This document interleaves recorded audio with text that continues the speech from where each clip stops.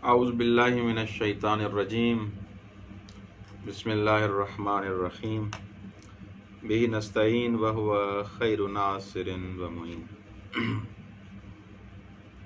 وصلی اللہ علی محمد وآلہ الطاہرین۔ آج کا ہمارا جو درس ہے وہ موجز فی اصول الفقہ میں ہے۔ جیسا کہ آپ جانتے ہیں کہ حوزہائے علمیہ خصوصاً پاک و ہند میں اور ایران میں یہ کتاب الموجز یہ پہلی کتاب ہے علم اصول میں جو آج کل پڑھائی جاتی ہے۔ یہ کتاب الموجز فی اصول الفقہ، ان کے مصنف، اس کتاب کے جو مصنف ہیں وہ حضرت آیت اللہ جعفر سبحانی حفظہ اللہ ہیں۔ الموجز فی اصول الفقہ در واقع یہ خلاصہ ہے آغا کی اس کتاب کا جو انہوں نے المفصل کے نام ہے، المفصل فی اصول الفقہ، اس کے مقابلے میں ہے الموجز فی اصول الفقہ۔ مفصل یعنی وہ تفصیلی ابحاث ہیں اس میں علم اصول کی، اور موجز یعنی وہی مختصر۔ پہلے حوزہ علمیہ نے آغا جعفر سبحانی کو یہ کہا تھا کہ آپ اصول فقہ کے بارے میں کوئی ایسی کتاب تدوین کریں جس کے حساب سے ہم وہ کتاب حوزہ علمیہ میں پڑھائیں بعنوان متن۔ تو انہوں نے المفصل کتاب لکھی۔ جیسے حوزہ علمیہ کے پاس وہ کتاب پہنچی، انہوں نے کہا کہ یہ کتاب تو بہت تفصیلی ہے، مختصر ہو تو ابتدائی حساب سے مفید رہے گی۔ تو جعفر سبحانی نے اس کے بعد الموجز فی اصول الفقہ کتاب لکھی۔ یہ در واقع خلاصہ ہے اس المفصل کا۔ یہ کتاب جیسا کہ میرا اپنا نظریہ بھی یہی ہے کہ جو روش اور طریقہ کار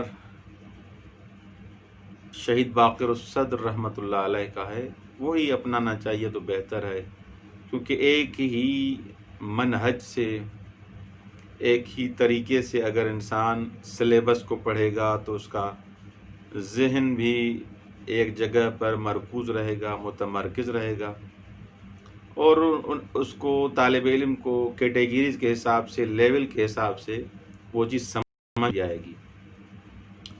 مثلا پرائمری کے حساب سے آپ کوئی کتاب پڑھتے ہیں تو جیسے آپ ہائی اسکول میں جاتے ہیں تو اس سے تھوڑا جو اپ گریڈ کتاب ہوگی وہ پڑھائی جاتی ہے، اور جیسے ہی آپ میٹرک پاس کر لیں گے تو انٹر فرسٹ ایئر میں آپ کو وہ کتاب پڑھائی جائے گی جو اس سے تھوڑا لیول کے حساب سے اوپر ہوگی۔ یعنی مرحلہ بمرحلہ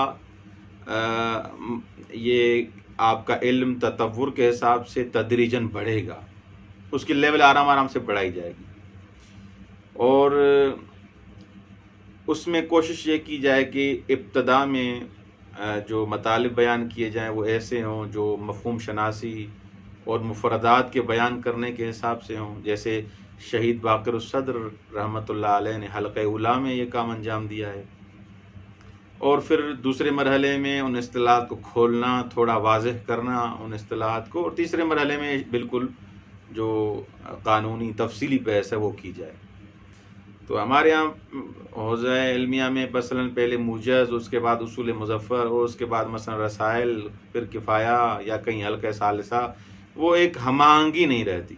بولو کہ مفید ہے، علماء ایسے ہی ان کتابوں کو پڑھتے آئے ہیں، لیکن میری ایک نظر ہے کہ انسان اگر پہلے مرحلے میں حلقہ اولیٰ اور دوسرے مرحلے میں حلقہ ثانیہ اور تیسرے مرحلے میں حلقہ ثالثہ پڑھے تو ایک اصول کا بہت اچھا دورہ ہے۔ اللہ کل حال ہمارے ہاں موجز بعنوان متن اس کتاب کو پڑھایا جاتا ہے، تو اس حساب سے یہ کتاب ایسے نہیں کہ مفید نہ ہو، ماشاءاللہ اس میں سارے مطالب ہیں، اور جو بھی لازم اور ضروری مطلب ہیں، اگر طالب علم، میری نظر یہ ہے کہ ان مطالب کو ہی اچھے نمونے سے یاد کر لے جو موجز فی اصول الفقہ میں علامہ جعفر سبحانی حافظہ اللہ نے بیان کیے ہیں. اگر ان کو ہی انسان احسن طریقے سے، بہتر طریقے سے یاد کر لے، میرے خیال میں یہ ایک اچھا اجمالی دورہ انسان کے لیے ہو جائے گا. اگر ان سارے مطالب کو انسان یاد کر لے، حفظ کر لے، ان پہ تسلط پیدا کر لے، تو بہترین دورہ ہے موجز کا بھی.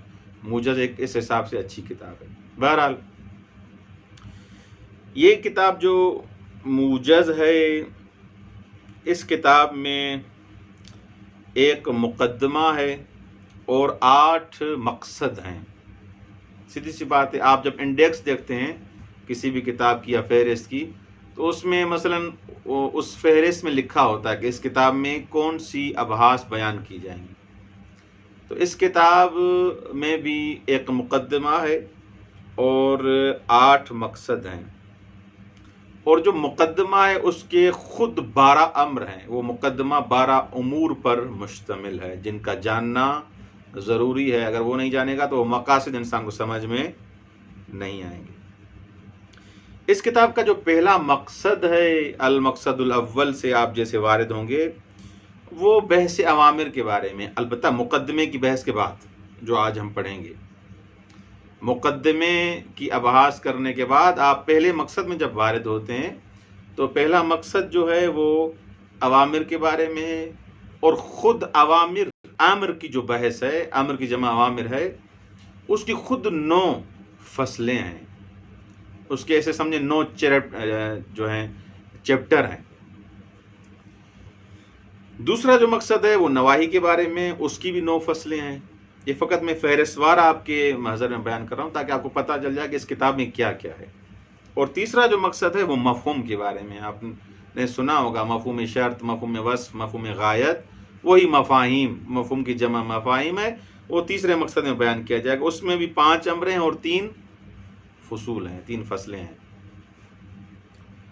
چوتھا جو مقصد ہے اس میں عام و خاص کی بحث ہے، عموم و خصوص کی بحث ہے. اس میں بھی 8 فصلیں ہیں. عام کسے کہتے ہیں، خاص کسے کہتے ہیں، اس کے بارے میں بحث ہے. اور 5واں جو مقصد ہے وہ مطلق اور مقید کے بارے میں ہے، مجمل اور مبین کے بارے میں ہے. اس میں بھی تقریباً 6 فصلیں ہیں. اور مقصد سادس یا مقصد ششم وہ حجت کے بارے میں ہے اور امارات کے بارے میں ہے. تقریباً وہ اس میں بھی 3 مقامات کے حساب سے آگاہ گفتگو کرتے ہیں. المقام الاول، المقام الثانی، المقام الثالث، اس انداز سے بحث کرتے ہیں. اور المقصد السابع، مقصد ہفتم یا 7واں جو مقصد ہے وہ اصول عملیہ کے بارے میں ہے. اصول عملیہ وہی احتیاط، تخیر، برات، استصحاب، یہ اصول عملیہ کے حساب سے جو اصول عملیہ ہیں ان کے بارے میں گفتگو کی جائے گی. اس میں بھی 4 فصلیں ہیں. اور آخری جو مقصد ہے المقصد الثامن، وہ ادلہ کے تعارض کے بارے میں ہے کہ اگر مثلا 2 دلیلیں ہیں، ان کا آپس میں تعارض ہے، ان کا آپس میں ٹکراؤ ہے، تو اس کو کیسے حل کیا جائے. تعارض کون سا بالآخر تساقط کے معنی میں ہے، کیا ہوگا، کیسے جمع کیا جائے گا، یہ 8ویں مقصد میں گفتگو ہوگی. اس میں بھی 4 امر ہیں اور 2 فصلیں ہیں. تو یہ 8 مقصد ہیں اس کتاب الموجز کے. ایک مقدمہ ہے. اچھا، یہ المقدمہ یعنی مقدمہ، یہ خود اس کے بارے میں عرض کروں، اس میں 12 امور کے بارے میں بحث کی جائے گی. مقدمہ یعنی آپ جب یہ کتاب پڑھیں گے اس کے ابتدا میں ہی ایک مقدمہ ہے. یہ مقدمہ جو ہے اس کے 12 امور کے بارے میں گفتگو کی جائے گی. سب سے پہلا جو امر ہے وہ جیسا کہ آپ جانتے ہیں کوئی بھی علم ہو اس کی علم کی تعریف کی جاتی ہے.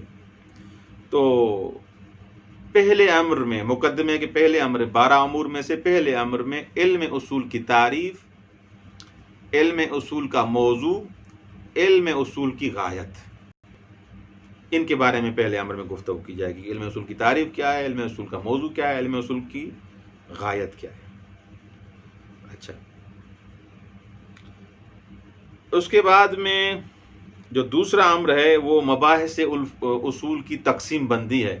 پارٹیشن ہے، تقسیم کر رہے ہیں کہ علم اصول کی جو ابحاث ہیں ان کو تقسیم کیا جا سکتا ہے دو ابحاث میں، بحث اصول لفظی، بحث اصول عقلی، مباحث لفظیہ اور مباحث عقلیہ۔ اچھا، تیسرا جو امر ہے مقدمے میں وہ ہے وضع کی حقیقت، وضع کی اقسام، وضع شخصی، وضع نوعی، وضع تعینی، وضع تعینی، خوب اس کے بارے میں گفتگو ہوگی تیسرے امر میں۔ اور چوتھا امر جو مقدمے میں ہے وہ ہے دلالت کے بارے میں، کہ دلالت تصوری کیا ہوتی ہے، دلالت تصدیقی کی کیا ڈیفینیشن ہے، اس کے بارے میں گفتگو ہوگی۔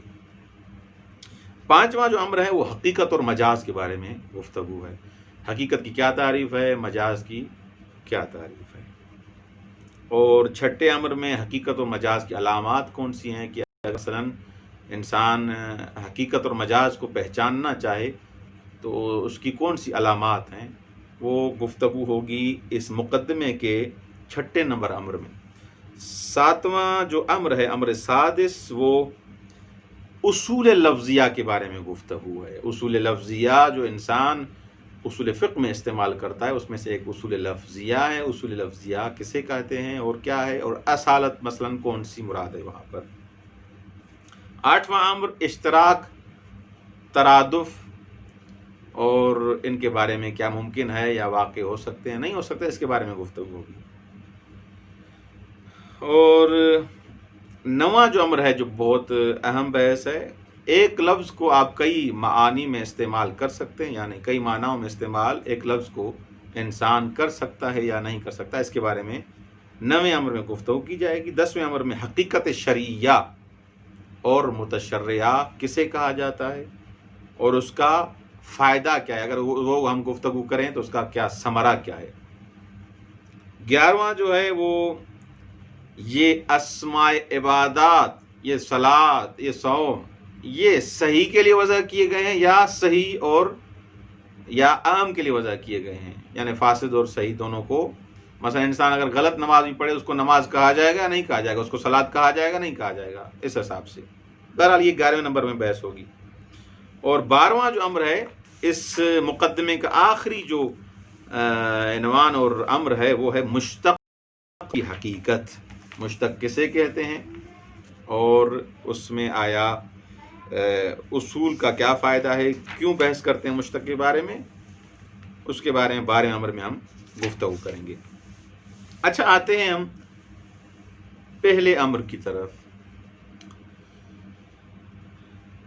پہلے امر میں علم اصول کی تعریف ہے، جیسے میں نے بیان کیا، علم اصول کا موضوع ہے، علم اصول کی غایت ہے، مقصد ہے۔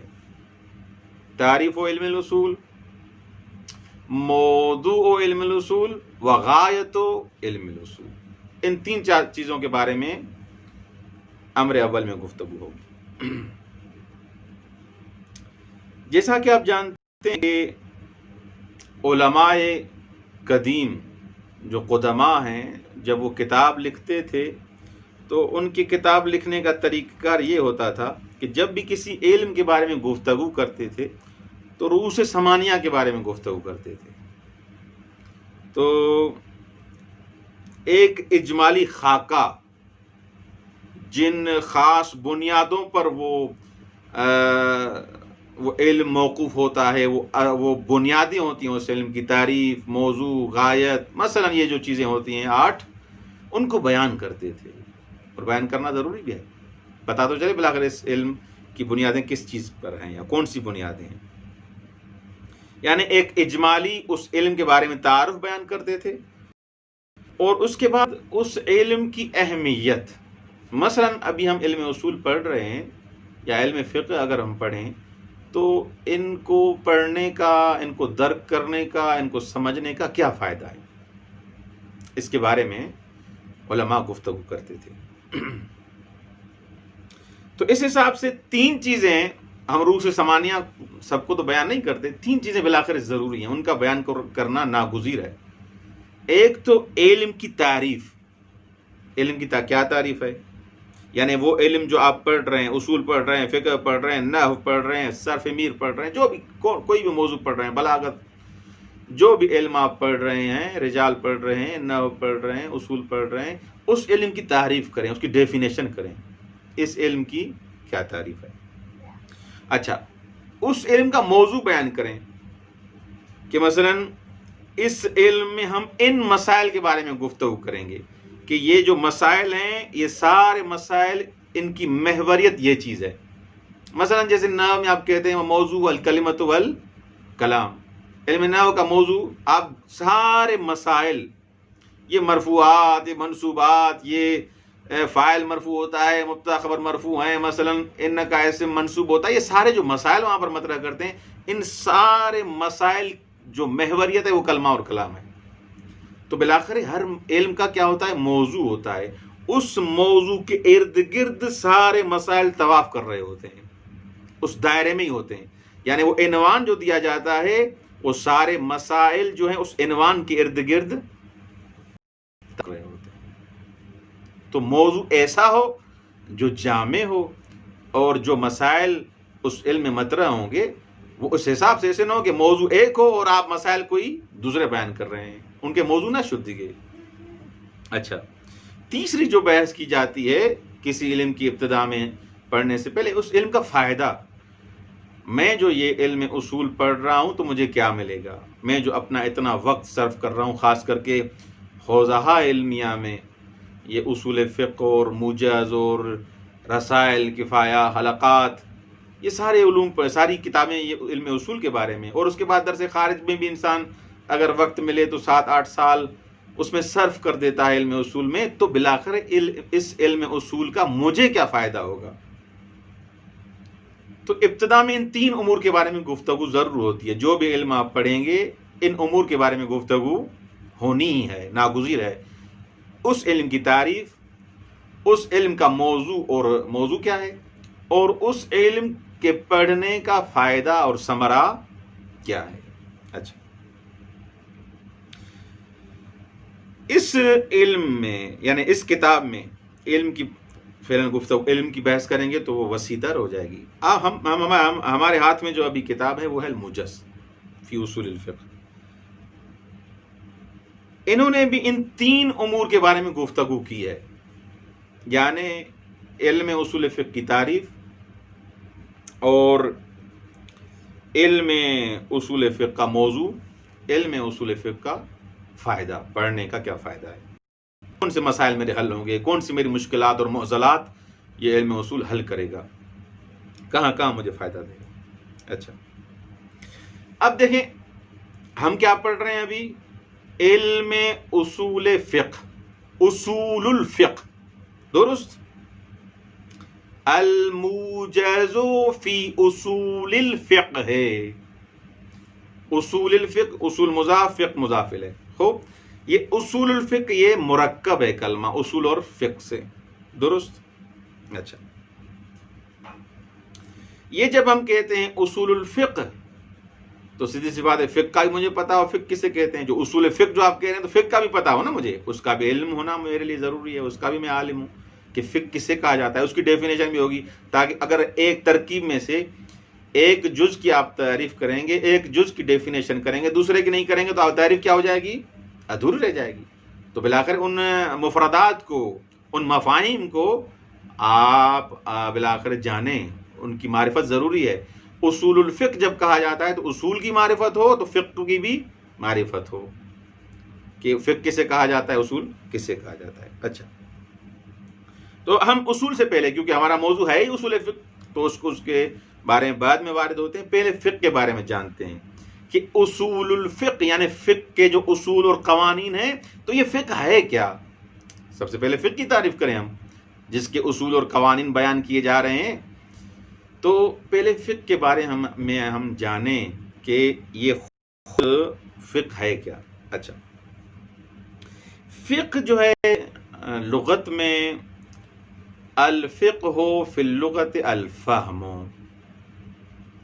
فقہ لغت میں فہم کو کہتے ہیں، سمجھنے کو، الفقہ یعنی سمجھنا، فہم، یہ فقہ کا لغوی معنی ہے.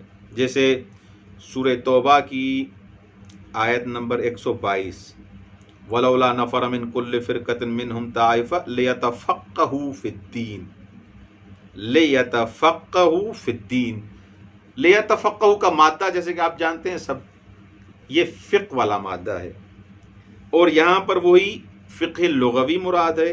تفقہ دین میں یعنی دین کے بارے میں سمجھ بوجھ، دین کی معرفت. اچھا، البتہ یہاں پر جو فقہ ہے مثلا وہ سارا دین کے بارے میں سمجھنا، وہ مسائل اعتقادی بھی ہو گئے، فروعات بھی ہو گئے، اصول دین بھی ہو گئے، سارے مسائل کا سمجھنا ضروری ہے. ایک علاقے میں سے، ایک منطقے میں سے کچھ افراد آئیں جو دین میں تفقہ کریں، دین کی سمجھ بوجھ اور معرفت حاصل کریں، اور پھر واپس جائیں اپنے علاقے میں، ان لوگوں کو سمجھائیں اور معارف سے آگاہ کریں. خوب، یہاں لیتفقہ وہی فقہ یعنی وہی سمجھنا، معرفت دین، دین کا سمجھنا، اس میں سب شامل ہیں. یہ فقہی حساب سے میں نے معنی کیا. لیکن علماء جو ہے علم اصول، علم فقہ کی جو تعریف کرتے ہیں، یا علماء فقہ یا فقیہ جسے کہیں آپ، جو اس فن میں ماہر ہیں، وہ حقیقت میں جو علم فقہ کی تعریف کرتے ہیں وہ لمبی چوڑی میں نہیں یہاں پر بیان کرنا چاہتا کہ ان قیل اور قلتوں کے بارے میں ہم گفتگو کریں گے سارا، اس کے بارے میں 4-5 جلسے اور دروس لگ جائیں گے. دیکھیں، فقہ وہی احکام شرعی کا علم ہے. فقہ یعنی احکام شرعی کا علم اور حلال اور حرام کو جاننا، یہ بالکل اجمالی تعریف ہے. احکام شرعی کا علم اور حلال اور حرام کو جاننا. اچھا، یہ الموجز میں جو تعریف کی گئی ہے فقی، وہی عیناً وہی تعریف ہے جو صاحب معالم نے کتاب معالم الدین میں ذکر کی ہے. تو کہیں اور جگہ ڈھونڈنے کی ضرورت نہیں، وہی معالم الدین تعریف آغا جعفر سبحانی نے یہاں پر کی ہے. اچھا، کیا تعریف کی ہے؟ هو العلم بالاحکام الشرعیۃ الفرعیہ عن ادلتہ التفصیلیہ. یعنی علم ہے احکام شرعیہ کا. فقہ کسے کہتے ہیں؟ علم احکام شرعیہ فرعیہ کا تفصیلی دلائل کے ساتھ. ہو یعنی شرعی فرعی یہ قیودات ہیں، کیونکہ جو بھی آپ تعریف پڑھتے ہیں، جو بھی تعریف ہوتی ہے کسی علم کی، اس میں جو الفاظ استعمال ہوتے ہیں، جو قیدیں استعمال ہوتی ہیں، جو قیود استعمال ہوتی ہیں، وہ قیود احترازی ہوتی ہیں. یعنی وہ قید جو اس علم کی ڈیفینیشن میں تعریف میں استعمال ہوئی ہے، یعنی وہ قید دروا کے اس قید سے ہم کسی چیز کو خارج کر رہے ہوتے ہیں، احتراز کر رہے ہوتے ہیں کہ یہ اس علم میں ہے، دوسرے میں نہیں ہے. اگر فرعیہ کہا تو اس سے کیا خارج ہوا، کون سی چیز داخل ہوئی. تفصیلیہ کہا تو کون داخل ہوا، کون خارج ہوا. شرعیہ کہا تو اس سے کیا مراد ہے. خوب، یہ ہم علم فقہ میں ابھی کے بارے میں گفتگو کر رہے ہیں. تو یہاں پر کہا هو العلم بالاحکام الشرعیہ، علم فقہ احکام شرعیہ کا علم ہے. اچھا، تو اس حساب سے جو غیر احکام شرعی ہیں، جیسے احکام عقل ہیں، عقلیات ہیں، علوم طبی ہیں، علوم ریاضی ہے، فزکس ہے، کیمسٹری ہے، خوب، یہ ہماری بحث سے خارج ہے. بس علم فقہ میں ان علوم، ان احکام کے بارے میں گفتگو ہوگی کیا جو شرعی ہوں گے، شرعی احکام کے بارے میں گفتگو ہوگی. باقی جو غیر احکام شرعی ہیں، جیسے مثلا عقلیات، علوم طبی، علوم ریاضی، ان کے بارے میں ہم گفتگو نہیں کریں گے. اچھا، یہ بالاحکام شرعیہ سے مرادی ہے. احکام شرعیہ خود اس کی 2 قسمیں ہیں. آپ جب کوئی شریعت کی کتاب اٹھائیں گے، اس کی 2 قسمیں، ایک ہے اصول عقائد اور دوسرے ہیں کیا؟ دستورات عملی. خوب، وہ جو عملی حساب سے ہمیں احکام جو ہمیں بتائے گئے ہیں، وہ یعنی احکام اور عقائد، آسان لفظوں میں خود شریعت، احکام شریعت 2 اس کی قسمیں ہیں، ایک اصول دین، اصول عقائد، اور دوسرے دستورات عملی. اچھا، یعنی کیا کرنا چاہیے، کیا نہیں کرنا چاہیے، میرا کیا وظیفہ ہے عملی. خداوند متعال نے مجھ پر کیا واجب قرار دیا ہے، کون سی چیزیں میرے لیے حرام ہیں، کون سی مکروہ ہیں، کون سی مباح ہیں، یہ یا نہیں۔ اچھا، احکام شرع بھی دو قسم کے، یہ ہو گیا علم بالاحکام الشرعیہ۔ احکام شریعہ سے کون خارج ہوا، یہ ہم نے بیان کیا۔ پھر قید آئی ہے اس تعریف میں الفرعیت۔ الفرعیت میں یہاں پر درواقع اس چیز کو بیان کیا جا رہا ہے کہ فقہ اصطلاحی جس کے بارے میں ہم گفتگو کر رہے ہیں، وہ فقط دستورات عملی کے بارے میں گفتگو ہے، فقط احکام کے بارے میں گفتگو ہے۔ اچھا، یعنی احکام میں شریعت تک اصول عقائد بھی شامل تھے، لیکن جیسے ہی فرعیہ کہا تو یہاں پر فقط دستورات عملی، باید و نباید، کیا کرنا ہے کیا نہیں کرنا، اصول عقائد اور اصول دین یہاں سے خارج ہو گئے۔ اچھا، اصول عقائد پھر وہاں ان کی بحث جو ہے، یعنی عقیدے کی بحث جو ہے، وہ اس فقہ میں اس کی گفتگو نہیں کی، حالانکہ اس کو فقہ اکبر بھی کہا جاتا ہے، لیکن اس فقہ میں، فقہ مصطلح میں ان کی بحث نہیں کی جاتی، بلکہ ان ابحاث کو علوم کے حساب سے علم کلام، علم فلسفہ میں گفتگو کی جاتی ہے کہ خداوند متعال کے بارے میں کیسا عقیدہ ہونا چاہیے، توحید کیا ہے، توسل کیا ہے، شرک کیا ہے، خوب نبوت کے بارے میں ہمارا کیا عقیدہ ہے، امامت کے بارے میں کیا عقیدہ ہے، اس پر کیا ادلہ ہیں۔ یہ گفتگو کہاں پر ہوگی؟ علم کلام میں، علم فقہ میں اس کی گفتگو نہیں ہوگی۔ علم کلام وہی فقہ اکبر ہے، لیکن یہاں پر جو فقہ جب بحث ہوگی علم اصطلاحی حساب سے، وہ باید و نباید، کیا کرنا ہے کیا نہیں کرنا، یعنی احکام کے بارے میں گفتگو ہے، کسی دوسری چیز کی گفتگو نہیں ہے۔ اچھا، تیسرا جو نقطہ ضروری ہے سمجھنا، وہ یہ ہے کہ یہ جو تعریف کی گئی ہے هو العلم بالاحکام الشرعیۃ الفرعیہ، یہ بھی در واقع اس حساب سے جو ادلت تفصیلیہ کہا گیا ہے۔ ادلت تفصیلیہ کیوں کہا گیا؟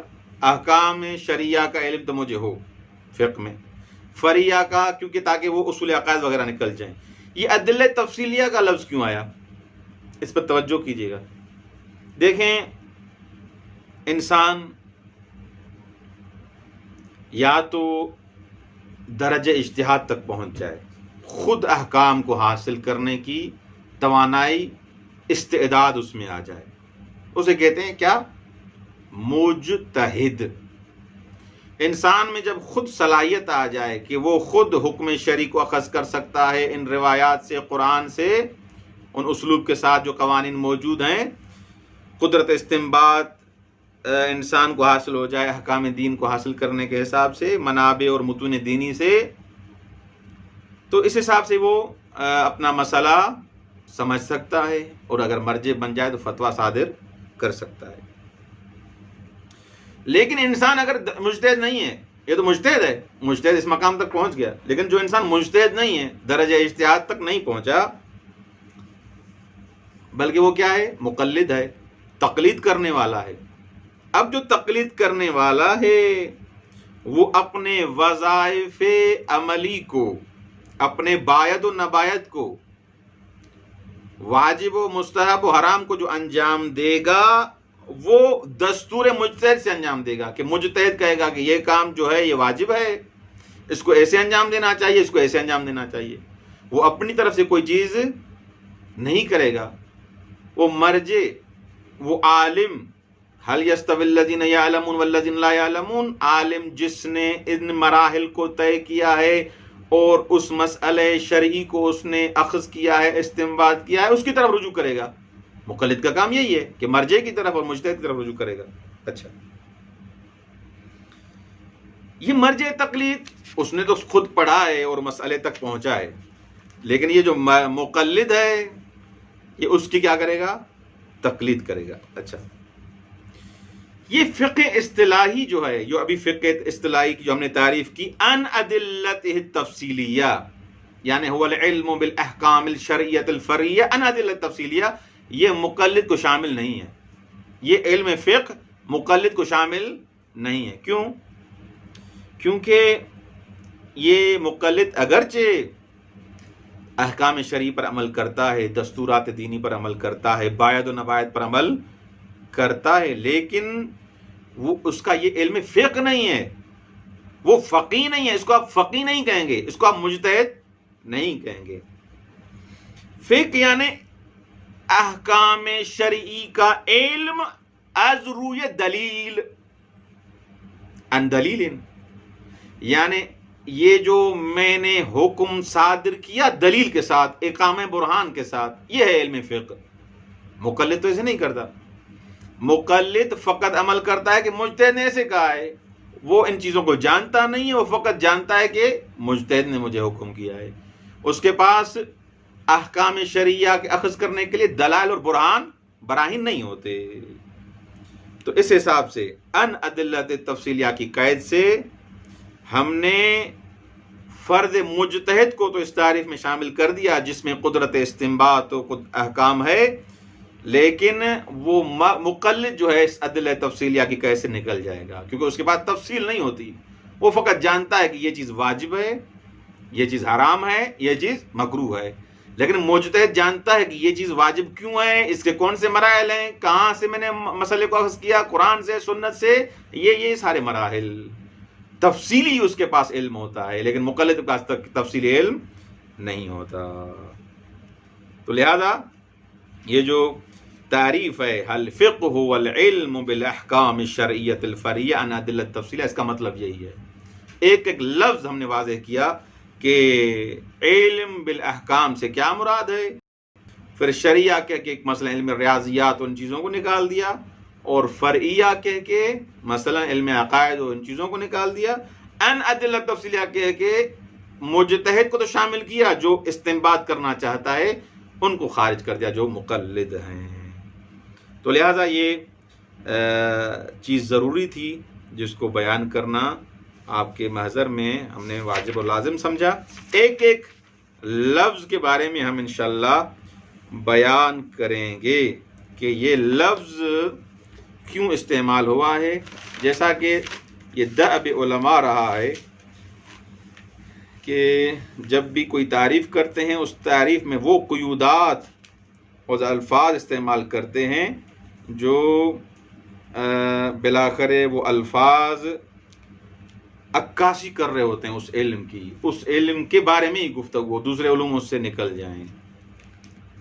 بسم اللہ الرحمن الرحیم۔ یہ اس کتاب کی ابتدا میں دیکھیں گے کہ یہ کتاب ہے، یہ علم اب نظر آ رہے الموجز فی اصول الفقہ، یہ کتاب جو ہے اس کی فہرست ہے، اور فہرست کے بعد یہ مقدمے کے 12 امر ہیں، یہ پڑھیں گے، ان کی کوئی عبارت کی تطبیق ضرور نہیں ہے، 12 امر ہیں، وہ 8 مقاصد ہیں، ان کے بارے میں زیادہ پریشان ہونے کی ضرورت نہیں ہے۔ آتے ہیں امر اول کی طرف۔ یہ جو 2 لائنیں ہم نے پڑھی ہیں اس کی فقط وضاحت کر کے آج کا درس یہیں پر تمام کرتے ہیں۔ الامر الاول تعریف و علم الاصول۔ امر میں جیسے بیان کیا کہ مقدمے میں 12 امر ہیں، اس میں پہلا امر علم اصول کی تعریف کے بارے میں ہے، اور موضوع کے بارے میں ہے، و غایت کے بارے میں ہے، موضوع اور غایت کے بارے میں۔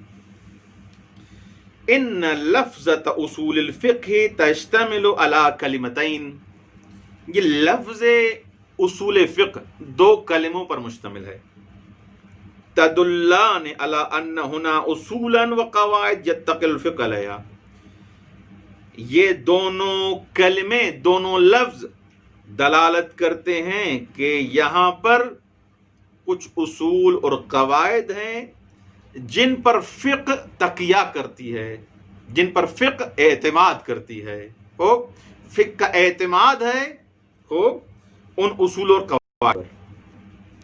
فلا بد من تعریف الفقہ اولا، یہ فقہ کے جو اصول اور قواعد ہیں، یہ فقہ کے اصول و قواعد ہیں، تو مجھے یہ تو پتا ہو کہ فقہ کسے کہتے ہیں جس کے میں اصول یہاں پر بیان کر رہا ہوں، اس لیے کہہ رہے ہیں فلا بد من تعریف الفقہ اولا، بس ضروری ہے کہ ہم فقہ کی پہلے تعریف کریں، ثم تعریف اصولہ ثانیا، پہلے ہم فقہ کی تعریف کریں، اس کے بعد ہم اس فقہ کے اصول کے بارے میں تعریف کریں، یعنی پہلے علم فقہ کی تعریف، اس کے بعد علم اصول فقہ کی تعریف۔ اچھا، الفقہ علی ما هو المعروف فی تعریفہ هو العلم بالاحکام الشرعیۃ الفرعیۃ عن ادلۃ تفصیلیہ.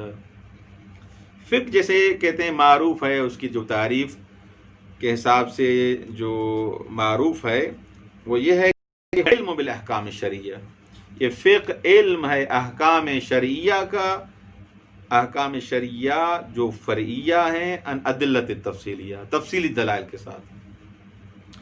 فخرج بقید الشرعیہ العقلیہ، جیسے ہم نے بیان کیا شریعہ کی قید سے خارج کیا کس کو؟ علوم عقلی کو. علوم عقلی سے یہاں پر بحث نہیں ہوگی. اور فرعیہ کی قید سے خارج کیا گیا کس سے؟ اعتقادی مسائل کو. خوب، مسائل اصولیہ کو خارج کیا. اچھا، وبالتفصیلیت، جب تفصیل آگے قید لگائی اس سے خارج کیا کس کو؟ علم مقلد بالاحکام، وہ عالم جو احکام کا عالم ہے فقط کہ مثلا یہ چیز واجب ہے یہ چیز حرام ہے، اس کو خارج کیا. یعنی مقلد کے بارے میں یہاں گفتگو نہیں ہوگی، مقلد اس تعریف میں شامل نہیں ہے. فإنه وإن كان عالما بالاحکام، یہ اگرچہ احکام کا عالم ہے، یہ مقلد جانتا ہے کون سی چیز واجب ہے کون سی مستحب ہے، لیکنہ لا ان دلیل تفصیلی، جانتا ہے لیکن تفصیلی دلیل اس مقلد کے پاس نہیں ہے. بالطبع دلیل اجمالی، بلکہ دلیل اجمالی کے حساب سے وہ جانتا ہے، وہ حجیت الرأی المجتہد فی حقہ، اتنا جانتا ہے اجمالی حساب سے اتنا جانتا ہے کہ مجتہد جو میرے بارے میں بیان کر رہا ہے اس کی رائے میرے لیے حجت ہے. فی حق ہی یعنی فی حق المکلف یا فی حق المقلد، مقلد اتنا جانتا ہے علم اجمالی سے کہ یہ مجتہد نے میرے لیے احکام یہ بیان کیے ہیں، توضیح المسائل یا رسالہ عملیہ جو لکھا ہے، یہ اس کا کہنا میرے لیے کیا ہے؟ ضروری ہے، اس پر عمل کرنا جو انہوں نے فتویٰ صادر کی. وَأَمَّا الْمُجْتَهِدُ فَهُوَ عَالِمٌ بِكُلِّ حُکْمٍ عَنْ دَلِيلِ خاص. تو فرق کیا ہوا مجتہد کا اس عام مقلد سے؟ فرق یہ ہے کہ مجتہد فَهُوَ عَالِمٌ، وہ عالم ہوتا ہے بِكُلِّ حُکْمٍ، ہر حکم سے، عَنْ دَلِيلِ خاص، ہر حکم کا عالم ہوگا بدلیل الخاص، لا بدلیل مثلا اتباعی او طبعی او اجمالی. یعنی جو مقلد ہے اس کے پاس دلیل اجمالی ہے، علم اجمالی ہے، دلیل تفصیلی نہیں ہے اس کے پاس. وہ اتنا جانتا ہے کہ مجتہد کی بات ماننا میرے لیے ضروری ہے. لیکن جو مجتہد ہوتا ہے اس کے پاس ہر علم کے، ہر بات کے لیے، ہر مسئلے کے لیے کیا ہوتی ہے؟ دلیل خاص ہوتی ہے. تو اس حساب سے یہ علم فقہ کی تعریف ہم نے بیان کی، اور انشاءاللہ کل سے ہم بیان کریں گے کہ اصول کی کیا تعریف ہے، اصول کا موضوع کیا ہے، غایت اصول کیا ہے. والسلام علیکم ورحمۃ اللہ وبرکاتہ.